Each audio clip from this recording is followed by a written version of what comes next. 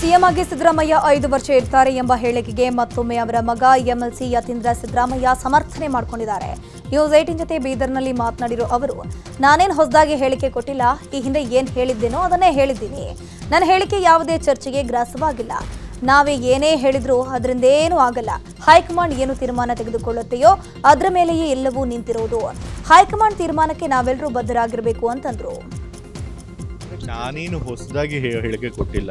ಹಿಂದೆ ಏನು ಹೇಳಿದ್ನೋ ಅದನ್ನೇ ಹೇಳಿದ್ದೀನಿ. ಸೊ ಹಾಗಾಗಿ ಮತ್ತೆ ಇದರಿಂದ ಚರ್ಚೆಗೆ ಗ್ರಾಸ ಆಗಿದೆ ಅನ್ನೋದು ಸರಿ ಇಲ್ಲ. ಹೈಕಮಾಂಡ್ ಏನು ತೀರ್ಮಾನ ತಗೊಳ್ತಾರೆ ಅದ್ರ ಮೇಲೇ ಎಲ್ಲ ನಿಂತಿರುವಂಥದ್ದು. ಹೈಕಮಾಂಡ್ ಅವ್ರು ಏನು ಹೇಳ್ತಾರೆ ಅದಕ್ಕೆ ನಾವೆಲ್ಲರೂ ಬದ್ಧರಾಗಿರಬೇಕು. ಇವಾಗ ಹೈಕಮಾಂಡ್ ಅವರು ಈಗ ಸದ್ಯಕ್ಕೆ ಸಿಎಂ ಬದಲಾವಣೆ ಆಗ್ತಾರೆ ಅಂತ ಹೇಳಿಲ್ಲ, ಯಾರಿಗೂ ಕೂಡ ಹೇಳಿಲ್ಲ. ಸೊ ಹಾಗಾಗಿ ಈಗಿರುವಂಥ ಸಿಎಂ ಬದಲಾಗ್ತಾರೆ ಅಂತ ಹೇಳೋಕ್ಕೆ ಯಾವುದೇ ಕಾರಣ ಇಲ್ಲ. ಸೊ ಹಾಗಾಗಿ ಅವರೇ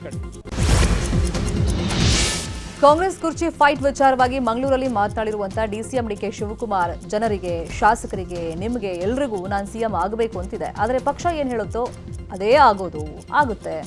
ಪರಮೇಶ್ವರ್ ಕೂಡ ಸಿಎಂ ಆಗಬೇಕು ಅಂತ ಬೆಂಬಲಿಗರ ಒತ್ತಾಯ ಇದೆ. ಅದ್ರಲ್ಲಿ ಏನೂ ತಪ್ಪಿಲ್ಲ. ಅವರವರ ಅಭಿಮಾನಿಗಳು ಏನು ಆಸೆ ಪಡ್ತಾರೋ ಅದರಲ್ಲಿ ತಪ್ಪಿಲ್ಲ. ಎಲ್ಲದಕ್ಕೂ ಸಮಯ ಉತ್ತರ ಕೊಡುತ್ತೆ ಅಂತ ಹೇಳಿದ್ದಾರೆ. ಜನರಿಗೂ ಇದೆ, ಶಾಸಕರಿಗೂ ಇದೆ, ನಿಮಗೂ ಇದೆ, ಎಲ್ಲರಿಗೂ ಇದೆ. ಪಾರ್ಟಿ ಏನ್ ಹೇಳ್ತದೆ ಕೇಳಬೇಕು ನಾವೆಲ್ಲ.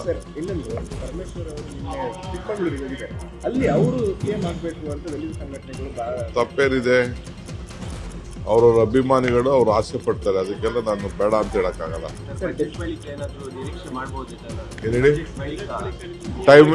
Time will answer. ಜನರಿಗೂ ಇನ್ನು ಅಭಿಮಾನಿಗಳು ಸಿಎಂ ಆಗಬೇಕು ಅಂತ ಒತ್ತಾಯಿಸುತ್ತಿರುವ ವಿಚಾರದ ಬಗ್ಗೆ ಮಾತನಾಡಿದಂತ ಪರಮೇಶ್ವರ್, ಅಭಿಮಾನಿಗಳು ಮುಂದಿನ ಸಿಎಂ ಅಂತ ಜೈಕಾರ ಹಾಕೋದು ಸಹಜ. ಅದು ಅಭಿಮಾನಿಗಳ ಆಸೆ ಅಷ್ಟೇ. ಅಂತಿಮವಾಗಿ ತೀರ್ಮಾನ ಮಾಡೋದು ಹೈಕಮಾಂಡ್ ಅಂತ ಹೇಳಿದ್ದಾರೆ.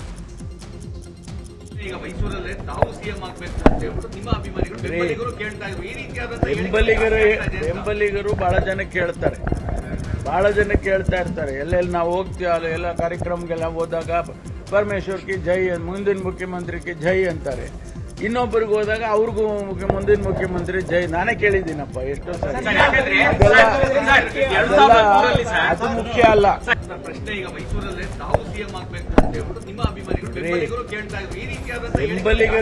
ಬೆಂಬಲಿಗರು ಬಹಳ ಜನ ಕೇಳ್ತಾ ಇರ್ತಾರೆ. ಎಲ್ಲೆಲ್ಲಿ ನಾವು ಹೋಗ್ತೀವಿ ಅಲ್ಲಿ ಎಲ್ಲ ಕಾರ್ಯಕ್ರಮಗೆಲ್ಲ ಹೋದಾಗ ಪರಮೇಶ್ವರ್ ಕಿ ಜೈ, ಮುಂದಿನ ಮುಖ್ಯಮಂತ್ರಿ ಕಿ ಜೈ ಅಂತಾರೆ. ಇನ್ನೊಬ್ಬರಿಗೆ ಹೋದಾಗ ಅವ್ರಿಗೂ ಮುಂದಿನ ಮುಖ್ಯಮಂತ್ರಿ ಜೈ. ನಾನೇ ಕೇಳಿದ್ದೀನಪ್ಪ ಎಷ್ಟೋ ಸರಿ.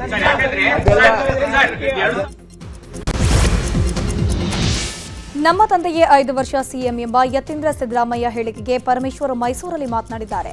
ಅದು ಅವರ ವೈಯಕ್ತಿಕ ಹೇಳಿಕೆ. ಯತೀಂದ್ರ ಯಾವ ಮಾಹಿತಿ ಪಡೆದು ಹೇಳಿದ್ರೋ ಗೊತ್ತಿಲ್ಲ. ನಮ್ಮಲ್ಲಿ ಯಾವುದೇ ಗೊಂದಲಗಳು ಇಲ್ಲ ಅಂತಂದ್ರು. ಹೈಕಮಾಂಡ್ ಎಷ್ಟು ದಿನ ಮುಖ್ಯಮಂತ್ರಿಯಾಗಿ ಇರುವಂತ ಹೇಳ್ತಾರೋ ಅಲ್ಲಿವರೆಗೂ ಸಿದ್ದರಾಮಯ್ಯ ಅವರೇ ಮುಖ್ಯಮಂತ್ರಿ ಆಗಿರ್ತಾರೆ ಅಂತ ಹೇಳಿದ್ದಾರೆ. ಇನ್ನು ಇದೇ ವಿಚಾರವಾಗಿ ಟಿಬಿ ಜಯಚಂದ್ರ, ಶಾಸಕ ಬಾಲಕೃಷ್ಣ ಕೂಡ ಪ್ರತಿಕ್ರಿಯಿಸಿದ್ದಾರೆ. ಅದು ಅವರ ಹೇಳಿಕೆ. ಅದು ಅವ್ರಿಗೇನು ಮಾಹಿತಿ ಇದೆ ಆ ಆಧಾರದ ಮೇಲೆ ಹೇಳಿರ್ತಾರೆ. ನಾವು ಯಾವಾಗಲೂ ಹೇಳೋದೇನು ಅಂತ ಹೇಳಿದ್ರೆ, ನಮ್ಮ ಹೈಕಮಾಂಡ್ನವ್ರು ಏನು ತೀರ್ಮಾನ ಮಾಡ್ತಾರೋ ಅಂತಿಮವಾಗಿ ಅದೇ ಫೈನಲ್. ನಾನು ಹೇಳಿದ್ದು, ನೀವು ಹೇಳಿದ್ದು, ಮತ್ತೊಬ್ರು ಹೇಳಿದ್ದು ಬರೋದಿಲ್ಲ. ಅಂತಿಮವಾಗಿ ಹೈಕಮಾಂಡ್ ಇಂದ ಏನು ತೀರ್ಮಾನ ಬರುತ್ತೆ ದಟ್ ಈಸ್ ಫೈನ್. ಈಗ ಅವರು ಸಿದ್ದರಾಮಯ್ಯನವ್ರ ಮಗ ಮತ್ತು ವಿಧಾನ ಪರಿಷತ್ತಿನ ಸದಸ್ಯರಾಗ್ತಾರೆ. ಇದ್ರ ಬಗ್ಗೆ ಯಾರು ಪ್ರತಿಕ್ರಿಯೆ ಕೊಡಬೇಕಾಗಿರ್ತಕ್ಕಂಥದ್ದು? ಮುಖ್ಯಮಂತ್ರಿಗಳು ಹೇಳಬೇಕು, ಉಪಮುಖ್ಯಮಂತ್ರಿಗಳು, ಕಾಂಗ್ರೆಸ್ ಅಧ್ಯಕ್ಷ ಆಗಿರ್ತಕ್ಕಂಥವ್ರು ಹೇಳಬೇಕು, ಅಥವಾ ದೆಹಲಿಯಲ್ಲಿರ್ತಕ್ಕಂಥ ವರಿಷ್ಠರುಗಳು ಯಾರಾದರೂ ಕೂಡ ಅದಕ್ಕೆ ರಿಯಾಕ್ಷನ್ ಕೊಡಬೇಕು. ಈಗ ಯತೀಂದ್ರ ಹೇಳ್ತಾರೆ, ಇನ್ನೊಬ್ಬರ ಶಾಸಕರು ಹೇಳ್ತಾರೆ ಅಂತ ಹೇಳಿದ್ರೆ ಅವ್ರವ್ರ ವೈಯಕ್ತಿಕವಾದಂಥ ಅಭಿಪ್ರಾಯಗಳನ್ನು ಎಕ್ಸ್ಪ್ರೆಸ್ ಮಾಡಿರ್ತಾರೆ. ಅಷ್ಟು ಬಿಟ್ಟರೆ ಬಹುಶಃ ಇದ್ರ ಬಗ್ಗೆ ಅಂತಿಮ ನಿರ್ಣಯ ವರಿಷ್ಠ ಸಿಎಂ ಅಂತ ಹೇಳ್ತಾ ಇದ್ದಾರೆ. ಯಾರು ಹೈಕಮಾಂಡ್ ತೀರ್ಮಾನ ಮಾಡ್ತಾರೆ. ಯತೀಂದ್ರ ಅವರು, ಬಾಲಕೃಷ್ಣ ಅವರು ತೀರ್ಮಾನ ಮಾಡೋಂಥ ವಿಚಾರ ಅಲ್ಲ. ಅದು ತೀರ್ಮಾನ ಮಾಡೋದು ಹೈಕಮಾಂಡ್. ಅವರು ಅವ್ರ ತಂದೆ ಮೇಲೆ ಅಭಿಮಾನ, ಪ್ರೀತಿ, ಅವ್ರ ತಂದೆ ಇರಲಿ ಅಂತಕ್ಕಂಥ ಭಾವನೆ ಅವ್ರು ಹೇಳಿದ್ದಾರೆ. ಅದನ್ನ ಹೈಕಮಾಂಡ್ ಅವರು ಒಪ್ಕೊಂಡು ಅವ್ರನ್ನೇ ಮುಂದುವರ್ಸ್ತೀವಿ, ನಮ್ದೇನು ತಕರಾರಿಲ್ಲ. ಹೈಕಮಾಂಡ್ ತೀರ್ಮಾನ ಮಾಡೋದು. ಸರ್, ಈಗ ಸಿಎಂ ವಿಚಾರವಾಗಿ ಯಾರಾದ್ರು ಮಾತಾಡಿದ್ರೆ ನೋಟಿಸ್ ಕೊಡ್ತಾರೆ. ಅದೇ ಅವ್ರ ಮಗ ಮಾತಾಡಿದ್ರೆ ಯಾವುದೇ ಒಂದು ನೋಟಿಸ್ ಕೊಡಲ್ಲ ಸರ್ ಯಾರಿಗೂ. ಯಾರೇ ತಪ್ಪು ಮಾಡಿದ್ರೆ ದೂರಿಲ್ವಂತೆ. ಅರ್ಥ ಆಯ್ತಾ? ದೊರೆ ತಪ್ಪು ಮಾಡಿದ್ರೆ ದೂರಿಲ್ವಂತೆ. ಸಿಎಂ ಆಗಿ ಸಿದ್ದರಾಮಯ್ಯ 5 ವರ್ಷ ಇರ್ತಾರೆ ಎಂಬ ಯತೀಂದ್ರ ಹೇಳಿಕೆಗೆ ಕೇಂದ್ರ ಸಚಿವ ಕುಮಾರಸ್ವಾಮಿ ಪ್ರತಿಕ್ರಿಯೆ ಕೊಟ್ಟಿದ್ದಾರೆ. ಅದು ಅವ್ರಿಗೆ ಸೇರಿದ್ದು. ನಾನು ಯಾಕೆ ಮಾತನಾಡಲಿ, ನಾನು ಯಾಕೆ ತಲೆ ಕೆಡಿಸ್ಕೊಳ್ಳಿ, ನನಗೆ 108 ಕೆಲಸಗಳಿದೆ ಅಂತ ಹೇಳಿದ್ದಾರೆ. ಇನ್ನು ಇದೇ ವಿಚಾರವಾಗಿ ಸೋಮಣ್ಣ ಕೂಡ ಮಾತನಾಡಿದ್ದು, ಸಿದ್ದರಾಮಯ್ಯ ವಂಶ ಪಾರಂಪರ್ಯವಾಗಿ ರಾಜಕೀಯ ಮಾಡ್ಕೊಂಡು ಬರ್ತಿದ್ದಾರೆ ಅನ್ನೋದಕ್ಕೆ ಅವ್ರ ಮಗನ ಈ ಹೇಳಿಕೆನೇ ಸಾಕ್ಷಿ ಅಂತ ಹೇಳಿದ್ದಾರೆ. ಇನ್ನು ಇದೇ ವಿಚಾರವಾಗಿ ಮಾಜಿ ಸಚಿವ ಎಚ್ ವಿಶ್ವನಾಥ್ ಮಾತಾಡಿದ್ದು, ಸಿದ್ದರಾಮಯ್ಯ ಮಗನೇ ಹೈಕಮಾಂಡ್ ತರ ಮಾತಾಡ್ತಿದ್ದಾನೆ ಅಂತ ಹೇಳಿ ವಾಗ್ದಾಳಿ ಮಾಡಿದ್ದಾರೆ. ಅವ್ರಿಗೆ ಸೇರಿರೋದು ನಾನು ಯಾಕೆ ಮಾತಾಡ್ತೀನಿ? DCM ಅವರು ಕೂಡ ಯತೀಂದ್ರ ಅವರ ಹೈಕಮಾಂಡ್ ಅಂತ ಹೇಳ್ತಾರೆ. ಈಗ ಆ ವಿಷಯ ಕಾಂಗ್ರೆಸ್ ಸರ್ಕಾರಕ್ಕೆ ಸೇರಿರೋದು, ಕಾಂಗ್ರೆಸ್ ಪಕ್ಷಕ್ಕೆ ಸೇರಿರೋದು. ಅವರು ಹೊಡೆದಾಡ್ತಲ್ಲಿ ನಾನು ಯಾತಕ್ಕೆ ನನ್ನ 100 ಕೆಲಸ ಇದೆ, ಅದಕ್ಕೆ ನಾನು ಯಾತಕ್ಕೆ ತಲೆ ಕೆಡಿಸ್ಕೊಳ್ಳಿ? ಅವ್ರಿಗೆ ಸೇರಿದ್ದು ಸಿದ್ದರಾಮಯ್ಯನವರ ಆಡಳಿತದ ವೈಖರಿ, ಅವರ ನಡವಳಿಕೆ, ಪ್ರಾಯಶಃ ಅವ್ರು ಮಾಡ್ತಕ್ಕಂಥ ಭ್ರಷ್ಟಾಚಾರ ನನಗನ್ನಿಸ್ತದೆ ಎಲ್ಲೋ ಒಂದು ಕಡೆ ಅದೆಲ್ಲೋ ಮಾಡಿದ್ದಾರೆ ಅನ್ನೋದಕ್ಕಿಂತ ಹೆಚ್ಚಾಗಿ ಅದರ ಅವಶ್ಯಕತೆನೇ ಇಲ್ಲ ಅಂತ ಕಾಣಿಸ್ತದೆ. ಇನ್ನೊಂದು 5-6 ತಿಂಗಳಲ್ಲಿ ಎಲ್ಲ ಈಚೆ ಬಂದು ರೋಡ್ನಲ್ಲಿ ಇವಾಗ ಏನು ಅಲ್ಲೋ ಬೈದಾಡ್ತಾ ಇದ್ದಾರೆ. ನಿನ್ನೆಯಿಂದ ಶುರುವಾಗಿದೆ ವಂಶ ಪಾರಂಪರ್ಯದ ಡೈನಾಸ್ಟಿ ವ್ಯವಸ್ಥೆಯನ್ನು ಪ್ರಾಯಶಃ. ಬಟ್ ಇವತ್ತೇನಾಗಿದೆ, ಹೈಕಮಾಂಡ್ಗೆ ಯಾವ ಗೌರವನೂ ಇಲ್ಲ. ಯಾರು ಸಿದ್ದರಾಮಯ್ಯನ ಮಗನೇ ಹೈಕಮಾಂಡ್ ಥರ ಮಾತಾಡೋದು. ಅದಕ್ಕೆ ನಾನು ಹೇಳಿದ್ದೆ, ರಾಜಕಾರಣದಲ್ಲಿ ಕೆಲವರು HMಗಳಿರ್ತಾರೆ, ಕೆಲವರು PMಗಳಿರ್ತಾರೆ. HM ಅಂದರೆ ಹುಚ್ಚು ಮುಂಡೇದು ಅಂತ, PM ಅಂದರೆ ಪೆದ್ ಮುಂಡೇದು ಅಂತ. ಅವೆರಡು ಸೇರ್ಕೊಂಡದೆ ಈ ಸಿದ್ದರಾಮಯ್ಯನ ಮಗನಿಗೆ ಅಂತ. ಹಾಗೆ ಎಲ್ಲ ಹುಚ್ಚು ಮುಂಡೆವು ಪೆದ್ ಮುಂಡೆವ್ರ ಥರ ಮಾತಾಡ್ತಾರೆ. ಕಾಂಗ್ರೆಸ್ ಕುರ್ಚಿ ಫೈಟ್ ಬೆನ್ನಲ್ಲೇ ತುಮಕೂರಲ್ಲಿ ಸಚಿವ ಮುನಿಯಪ್ಪ ಪರ ಸಿಎಂ ಕೂಗು ಕೇಳಿ ಬಂದಿದೆ. ಕೊರಟಗೆರೆಯಲ್ಲಿ ದಲಿತ ಪರ ಸಂಘಟನೆಗಳಿಂದ ಜೈಕಾರವನ್ನು ಹಾಕಲಾಗಿದೆ. ಮಾಧುಗಿರಿಯ ಖಾಸಗಿ ಕಾರ್ಯಕ್ರಮಕ್ಕೆ ಹೋಗ್ತಿದ್ದ ವೇಳೆ ಮಾರ್ಗ ಮಧ್ಯೆ ಮುನಿಯಪ್ಪನವರಿಗೆ ಸ್ವಾಗತ ಕೋರಿ ಮುಖಂಡರು ಮುಂದಿನ ದಲಿತ ಸಿಎಂ ಮುನಿಯಪ್ಪ ಅಂತ ಜೈಕಾರವನ್ನು ಹಾಕಿದ್ದಾರೆ.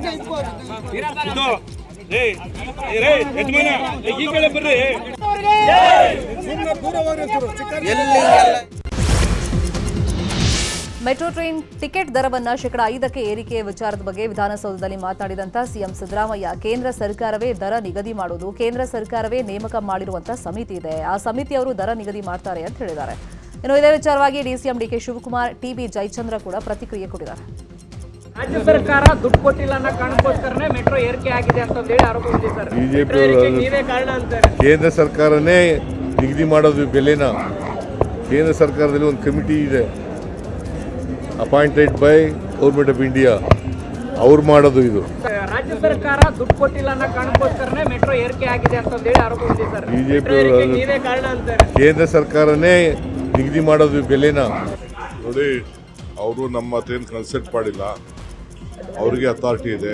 Central government secretary is the chairman, ಈ ಹ್ಯಾಸ್ ಟೇಕನ್ ಎ ಡಿಸಿಷನ್. ಅರ್ಥಾಯ್ತಾ? ನಾನು ಹೋಗಿ ಬೆಂಗಳೂರಲ್ಲಿ ಹೋಗಿ ನಾನು ಇವತ್ತೋ ಇಲ್ಲ ಅಂದರೆ ನಾಡಿದ್ದು ನಾನು ಮಾತಾಡ್ತೀನಿ. ಅರ್ಥಾಯ್ತಾ? ನಮಗೂ ಯಾರಿಗೂ ಜನರಿಗೆ ತೊಂದರೆ ಕೊಡೋಕ್ಕೆ ಇಷ್ಟ ಇಲ್ಲ. ಬಟ್ ವಾಟ್ ಈಸ್ ನಾವು ಗ್ಯಾರಂಟಿಗಳನ್ನ ಕೊಟ್ಟಿರ್ತಕ್ಕಂಥದ್ದು, ಹಣಕಾಸಿನ ಇತಿಮಿತಿಯಲ್ಲೇ ನಾವು ಪ್ರಾಮಿಸ್ ಮಾಡಿರ್ತಕ್ಕಂಥದ್ದು, ಅದನ್ನು ಅನುಷ್ಠಾನ ಆಗ್ತಾಯಿದೆ. ಈಗ 3 ವರ್ಷದಿಂದ ಅನುಷ್ಠಾನ ಆಗ್ತಾ ಇರ್ತಕ್ಕಂಥ ಹಿನ್ನೆಲೆಯಲ್ಲಿ ಗ್ಯಾರಂಟಿಗೂ ಕೂಡ ಮತ್ತು ಮೆಟ್ರೋಗೆ ಇದನ್ನು ಬೆಲೆಯನ್ನು ಏರಿಕೆ ಮಾಡೋದಕ್ಕೂ ಕೂಡ ತೊಡಕಾಗ್ತಕ್ಕಂಥದ್ದು ಅಷ್ಟು ಸರಿಯಾದಂಥದ್ದು ವಿಚಾರ ಅಲ್ಲ. ಈಗ ಇದರಲ್ಲಿ ಕೇಂದ್ರ ಮತ್ತು ರಾಜ್ಯ ಸರ್ಕಾರದ ಇಬ್ಬರದ್ದು ಕೂಡ ಇನ್ವೆಸ್ಟ್ಮೆಂಟ್ ಇರ್ತದೆ. ಕೇಂದ್ರ ಸರ್ಕಾರ ಪಾಲುಗಾರಿಕೆ ಇರ್ತದೆ, 50 ಅಂತ ಹೇಳ್ತಾರೆ, ಬಿಡುಗಡೆ ಮಾಡೋದಿಲ್ಲ. ಅಂತಿಮವಾಗಿ ರಾಜ್ಯ ಸರ್ಕಾರನೇ ಆ ಜವಾಬ್ದಾರಿಕೆಯನ್ನು ಹೊರಬೇಕಾಗ್ತದೆ. ನಾವು ಗ್ಯಾರಂಟಿಗಳನ್ನ ಮೆಟ್ರೋ ಪ್ರಯಾಣ ದರ ಏರಿಕೆ ವಿಚಾರದ ಬಗ್ಗೆ ಮಾತನಾಡಿದ ಕೇಂದ್ರ ಸಚಿವ ಕುಮಾರಸ್ವಾಮಿ, ರಾಜ್ಯ ಸರ್ಕಾರದವರು ನಾವು ಸತ್ಯ ಹೇಳ್ತೀವಿ ಅಂತಾರೆ, ಆದರೆ ಸುಳ್ಳನ್ನೇ ಹೇಳ್ತಾರೆ. ಮೆಟ್ರೋ ಯೋಜನೆಯಲ್ಲಿ ಕೇಂದ್ರದ್ದು ಕೇವಲ 20% ಅಂತಾರೆ, ಆದರೆ ರಾಜ್ಯ ಸರ್ಕಾರ ಹೆಚ್ಚಿನ ಹಣ ಹಾಕುವಾಗ ಕೇಂದ್ರ ಸರ್ಕಾರದ ಮೇಲೆ ದೂಷಿಸುತ್ತಿದ್ದಾರೆ. ಮೆಟ್ರೋ ದರ ನಿಗದಿ ಮಾಡೋದು ಯಾರು? ಕೇಂದ್ರ ಸರ್ಕಾರದ ಮೇಲೆ ಹಾಕುವ ಚಾಳಿ ಕಾಂಗ್ರೆಸ್ನವರಿಗೆ ಅಂತ ಕಿಡಿಕಾರಿದ್ರು. ಇನ್ನು ಇದೇ ವಿಚಾರವಾಗಿ ಸೋಮಣ್ಣ ಹಾಗೂ ತೇಜಸ್ವಿ ಸೂರ್ಯ ಕೂಡ ಪ್ರತಿಕ್ರಿಯಿಸಿದ್ದಾರೆ.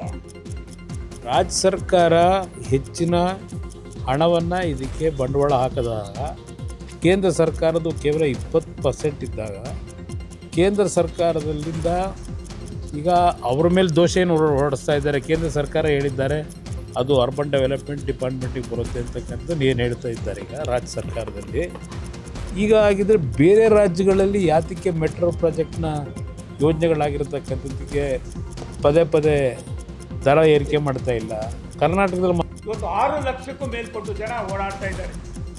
ನಾನು ನಿಮ್ಗೆ ಯಾಕೆ ಹೇಳ್ತೀನಿ ಅಂದರೆ, ಸಿದ್ದರಾಮಯ್ಯನವರು ನಾವು ಭಾರತ ಸರ್ಕಾರ ಆಯಾ ರಾಜ್ಯಗಳಲ್ಲಿ ಇರ್ತಕ್ಕಂಥ ರಾಜಧಾನಿಗಳಲ್ಲಿ ಬೇರೆ ಬೇರೆ ಕಡೆ ಜನಸಂದಣಿಯನ್ನು ಒತ್ತಡವನ್ನು ಕಡಿಮೆ ಮಾಡೋದಕ್ಕೆ ನಾವು ಭಾರತ ಸರ್ಕಾರ ನೆರವು ನೀಡ್ತದೆ.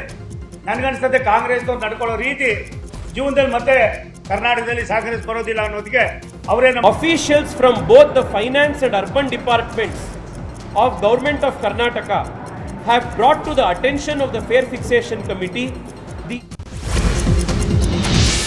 ಮೆಟ್ರೋ ಟಿಕೆಟ್ ದರ ಏರಿಕೆಗೆ ಸಾರ್ವಜನಿಕರು ಹಿಡಿಶಾಪವನ್ನ ಹಾಕ್ತಾ ಇದ್ದಾರೆ. ಮೆಟ್ರೋ ಟಿಕೆಟ್ ದರ ಏರಿಕೆ ಬಗ್ಗೆನೇ ರಾಜಕೀಯ ಪಕ್ಷಗಳು ಕಿತ್ತಾಟ ಮಾಡ್ತಾ ಇವೆ. ಅವ್ರು ನಮ್ದಲ್ಲ ಇವ್ರು ನಮ್ದಲ್ಲ ಅಂತ ಹೇಳ್ತಿದ್ದಾರೆ. ಹಾಗಾದ್ರೆ ನಮ್ಮ ಮೆಟ್ರೋ ಯಾರದ್ದು, ಯಾರ ಟಿಕೆಟ್ ದರ ಏರಿಸಿದ್ದು, ಇವ್ರು ಮೊದಲು ಮಾತಾಡಿಕೊಂಡು ಮೆಟ್ರೋ ಯಾರದ್ದು ಅಂತ ತೀರ್ಮಾನ ಮಾಡ್ಕೊಳ್ಳಿ, ಆಮೇಲೆ ಜನಸಾಮಾನ್ಯರ ಮೇಲೆ ಟಿಕೆಟ್ ದರ ಏರಿಸಿ ಬರೆ ಎಳೀಲಿ ಅಂತ ಹೇಳಿ ಆಕ್ರೋಶ ವ್ಯಕ್ತಪಡಿಸ್ತಾ ಇದ್ದಾರೆ. ಇಷ್ಟು ಕೊಟ್ಟು ಓಡಾಡೋದು ತುಂಬ ಪ್ರಾಬ್ಲಮ್ ಆಗುತ್ತೆ, ಆಗಲ್ಲ. ಇದು ತುಂಬ ಹೊರೆ ಅನಿಸುತ್ತೆ. ಈ ಕರ್ನಾಟಕ ಸರ್ಕಾರ ಇದ್ರ ಬಗ್ಗೆ ಕ್ರಮ ಕೈಗೊಳ್ಳಲೇಬೇಕು. ವಿದೇಶ ಭಾಷಣ ಮಸೂದೆ ಬಗ್ಗೆ ರಾಜ್ಯಪಾಲರು ತೀರ್ಮಾನ ಕೈಗೊಳ್ಳದೆ ರಾಷ್ಟ್ರಪತಿಗಳ ವಿವೇಚನೆಗೆ ಬಿಟ್ಟಿದ್ದಾರೆ. ಇದೇ ವಿಚಾರವಾಗಿ ರಾಜ್ಯ ಸರ್ಕಾರದ ನವದೆಹಲಿ ಪ್ರತಿನಿಧಿ ಟಿಬಿ ಜಯಚಂದ್ರ ಪ್ರತಿಕ್ರಿಯಿಸಿದ್ದಾರೆ. ಸಂವಿಧಾನಾತ್ಮಕವಾಗಿ ಫ್ರೀಡಮ್ ಆಫ್ ಸ್ಪೀಚ್ಗೆ ಧಕ್ಕೆ ಬರುತ್ತಾ ಅಂತ ರಾಜ್ಯಪಾಲರು ತೀರ್ಮಾನ ಮಾಡ್ತಿರಬಹುದು.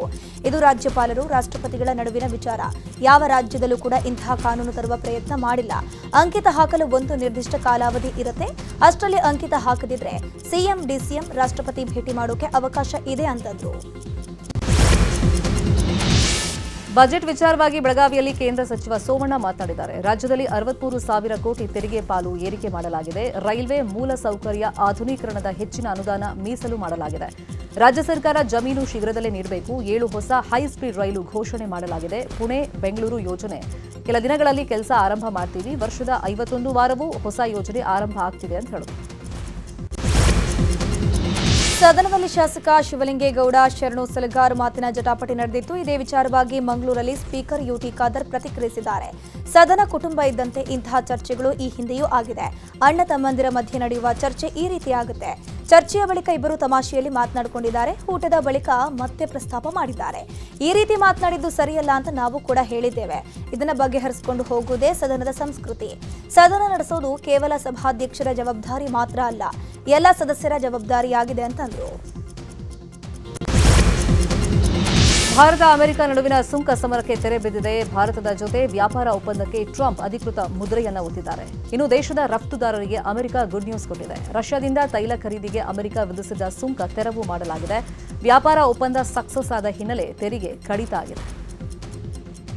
ಇನ್ನು ಅಮೆರಿಕ ಅಧ್ಯಕ್ಷ ಟ್ರಂಪ್ಗೆ ಪ್ರಧಾನಿ ಮೋದಿ ಥ್ಯಾಂಕ್ ಯು ಹೇಳಿದ್ದಾರೆ. ಎಕ್ಸ್ನಲ್ಲಿ ಪೋಸ್ಟ್ ಮಾಡಿರುವಂತಹ ಪ್ರಧಾನಿ, ಭಾರತ ಅಮೆರಿಕ ಒಪ್ಪಂದದಿಂದ ವ್ಯಾಪಾರ ವೃದ್ಧಿಯಾಗಲಿದೆ. ಭಾರತದ ಶ್ರಮಶೀಲ ರೈತರು, ಉದ್ಯಮಿಗಳು, ಎಂಎಸ್ಎಂಇಗಳು, ಸ್ಟಾರ್ಟ್ಅಪ್ ಉದ್ದಿಮೆದಾರರು, ಮೀನುಗಾರರಿಗೆ ಹೊಸ ಅವಕಾಶ ಸೃಷ್ಟಿಯಾಗಲಿದೆ. ಟ್ರಂಪ್ ವೈಯಕ್ತಿಕ ಬದ್ಧತೆಗಾಗಿ ಧನ್ಯವಾದಗಳು ಅಂತ ಬರ್ಕೊಂಡಿದ್ದಾರೆ. ತೆರಿಗೆ ಕಡಿತದ ಬಗ್ಗೆ ಕೇಂದ್ರ ಸಚಿವ ಪಿಯೂಷ್ ಗೋಯಲ್ ಸುದ್ದಿಗೋಷ್ಠಿ ನಡೆಸಿದ್ದು ಡೀಲ್ ಕುರಿತಂತೆ ಮಾಹಿತಿಯನ್ನು ಹಂಚಿಕೊಂಡಿದ್ದಾರೆ. ಪ್ರಧಾನಿ ಮೋದಿ ಅವರ ನಾಯಕತ್ವದಲ್ಲಿ ಭಾರತ ಅಭಿವೃದ್ಧಿಯತ್ತ ಮುನ್ನಡೆತಾ ಇದೆ. ಭಾರತ ಹಾಗೂ ಅಮೆರಿಕ ನಡುವೆ ನಡೆದ ಒಪ್ಪಂದದಲ್ಲಿ ಭಾರತದ ರಫ್ತುದಾರರಿಗೆ ಲಾಭವಾಗಲಿದೆ. ರೈತರು ತಾವು ಬೆಳೆದ ಬೆಳೆಯನ್ನ ರಫ್ತು ಮಾಡಬಹುದಾಗಿದೆ. ಇನ್ನೊಂದು ಕಡೆ ರಫ್ತು ಹೆಚ್ಚಾಗೋದ್ರಿಂದ ದೇಶದಲ್ಲಿ ಉದ್ಯೋಗಾವಕಾಶಗಳು ಹೆಚ್ಚಾಗುತ್ತೆ. ಇನ್ನು ಈ ಡೀಲ್ನಿಂದಾಗಿ ರೈತರು ಆತಂಕ ಪಡುವಂತ ಅವಶ್ಯಕತೆ ಇಲ್ಲ. ರೈತರ ಹಿತವನ್ನ ಕಾಯುವಲ್ಲಿ ನಮ್ಮ ಸರ್ಕಾರ ಬದ್ಧ ಅಂತ ಹೇಳಿದರು. ಬೀದರ್ನ ಪಾಪನಾಶ ದೇವಸ್ಥಾನದ ಜೀರ್ಣೋದ್ಧಾರ ವಿಚಾರದಲ್ಲಿ ಕೈ ಕಮಲ ನಾಯಕರ ನಡುವೆ ಕ್ರೆಡಿಟ್ ವಾರ್ ಜೋರಾಗಿದೆ. ಪಾಪನಾಶ ದೇವಸ್ಥಾನಕ್ಕೆ ಮಂಜೂರಾದ ಪ್ರಸಾದ ಯೋಜನೆಯ ಅನುದಾನಕ್ಕಾಗಿ ಕ್ರೆಡಿಟ್ಗಾಗಿ ವಾರ್ ನಡೀತಾ ಇದೆ. ಈಗಾಗಲೇ ಮೋದಿಯವರು ಜೀರ್ಣೋದ್ಧಾರಕ್ಕೆ ಚಾಲನೆ ನೀಡಿದ್ರು. ಇದೀಗ ಸಚಿವ ಈಶ್ವರ್ ಖಂಡ್ರೆ ಮತ್ತೆ ಚಾಲನೆ ಕೊಡ್ತಿರೋದಕ್ಕೆ ಮಾಜಿ ಸಂಸದ ಭಗವಂತ್ ಖೂಬಾ ಕಿಡಿಕಾರಿದ್ದಾರೆ. ರಸ್ತೆಯಲ್ಲೇ ಕುಳಿತು ಬಿಜೆಪಿ ಕಾರ್ಯಕರ್ತರು ಪ್ರತಿಭಟನೆ ನಡೆಸಿದ್ದಾರೆ. ಖಂಡ್ರೆ ಹಾಗೂ ಮಗ ಸಾಗರ್ ಖಂಡ್ರೆ ವಿರುದ್ಧ ಧಿಕ್ಕಾರ ಕೂಗಿ ಆಕ್ರೋಶವನ್ನು ವ್ಯಕ್ತಪಡಿಸಿದ್ದಾರೆ. ಬಳಿಕ ಶಾಸಕ ಸಿದ್ದು ಪಾಟೀಲ್, ಶೈಲೇಂದ್ರ ಬೆಲ್ದಾಳಿಯನ್ನ ಬಿಟ್ಟು ಉಳಿದ ಬಿಜೆಪಿ ಕಾರ್ಯಕರ್ತರನ್ನ ಪೊಲೀಸರು ವಶಕ್ಕೆ ಪಡ್ಕೊಂಡಿದ್ದಾರೆ.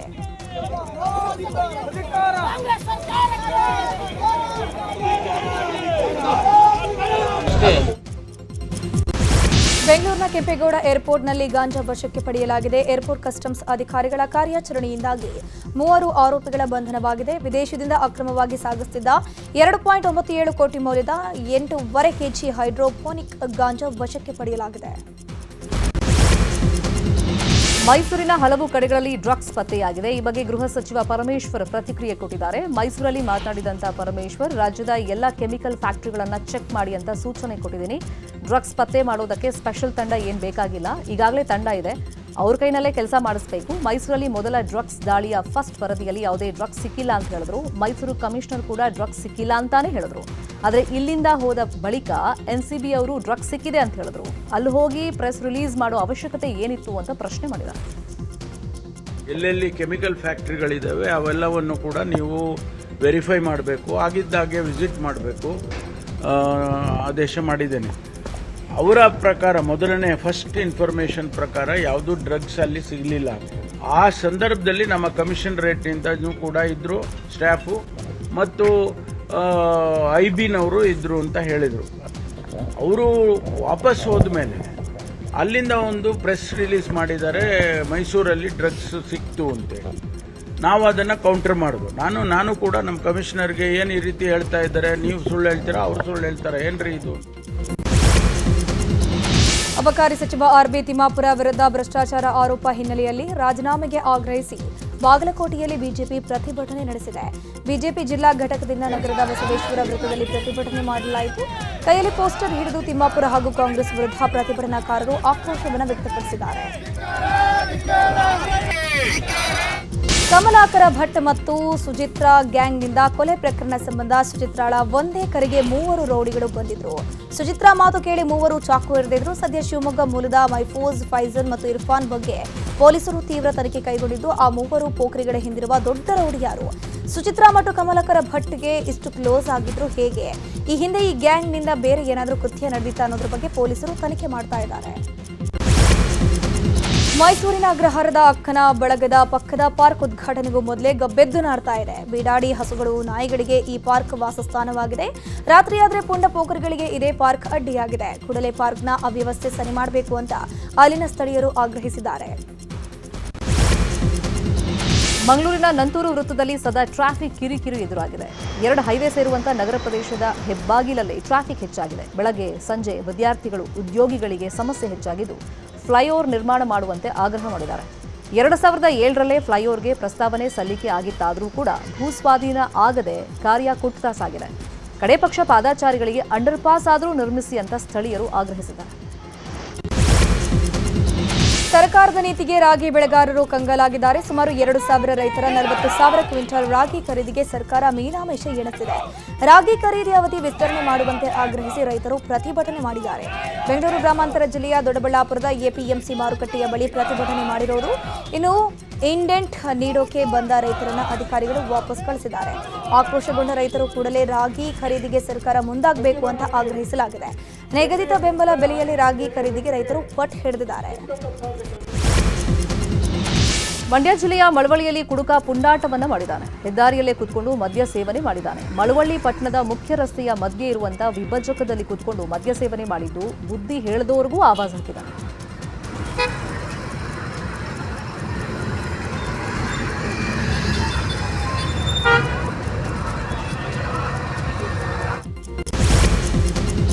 ಬೆಕ್ಕಿನ ವಿಚಾರಕ್ಕೆ FIR ದಾಖಲಾಗಿರೋ ಘಟನೆ ಬೆಂಗಳೂರಿನಲ್ಲಿ ನಡೆದಿದೆ. ಗರ್ಭಿಣಿ ಬೆಕ್ಕನ್ನ ಕಿಡ್ನಾಪ್ ಮಾಡಿದ್ದಾರೆ ಅಂತ ಆರೋಪಿಸಿ ದೂರು ನೀಡಲಾಗಿದೆ. HCL ಠಾಣೆಯಲ್ಲಿ 9 ಮಂದಿ ವಿರುದ್ಧ FIR ದಾಖಲು ಮಾಡಲಾಗಿದೆ.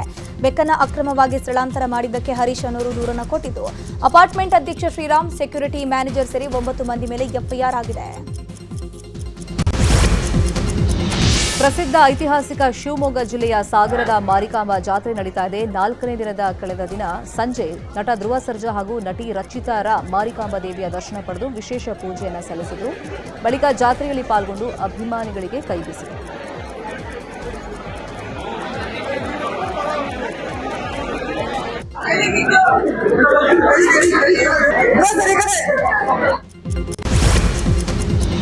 ಫಿಲ್ಮ್ ಚೇಂಬರ್ ಅಧ್ಯಕ್ಷೆ ಆಗ್ತಿದ್ದಂತೆ ನಟಿ ಜಯಮಾಲಾ ಕಲಾವಿದರ ಆರೋಗ್ಯದ ಕಡೆ ಗಮನ ಹರಿಸಿದ್ದಾರೆ. ಕಲಾವಿದರ ಸಂಘದ ಸಹಯೋಗದಲ್ಲಿ ಆರೋಗ್ಯ ತಪಾಸಣೆ ಶಿಬಿರವನ್ನು ಏರ್ಪಡಿಸಿದ್ದಾರೆ. ಈ ಶಿಬಿರಕ್ಕೆ ಸುಮಲತಾ, ಅಂಬರೀಶ್, ಜಯಮಾಲಾ, ರಾಕ್ಲೈನ್ ವೆಂಕಟೇಶ್ ದೊಡ್ಡಣ್ಣ ಚಾಲನೆ ನೀಡಿದ್ದಾರೆ. ಇನ್ನು ಕಲಾವಿದರ ಸಂಘದಲ್ಲಿ ಇವತ್ತು ಸಂಜೆ ತನಕ ಆರೋಗ್ಯ ತಪಾಸಣೆ ಶಿಬಿರ ನಡೆಯಲಿದೆ.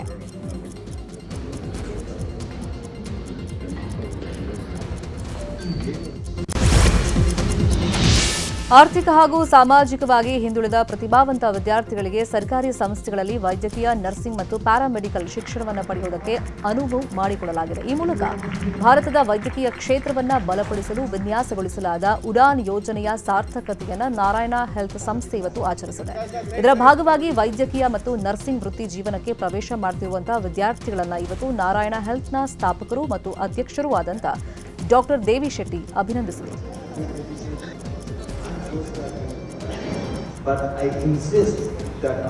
ಈ ವರ್ಷ 204 ಮೆಡಿಕಲ್ ಸ್ಟೂಡೆಂಟ್ಸ್ ನಮ್ಮ ದೇಶದಲ್ಲಿ ಗವರ್ಮೆಂಟ್ ಮೆಡಿಕಲ್ ಕಾಲೇಜ್ ಸೀಟ್ ಸಿಕ್ಕಿದೆ.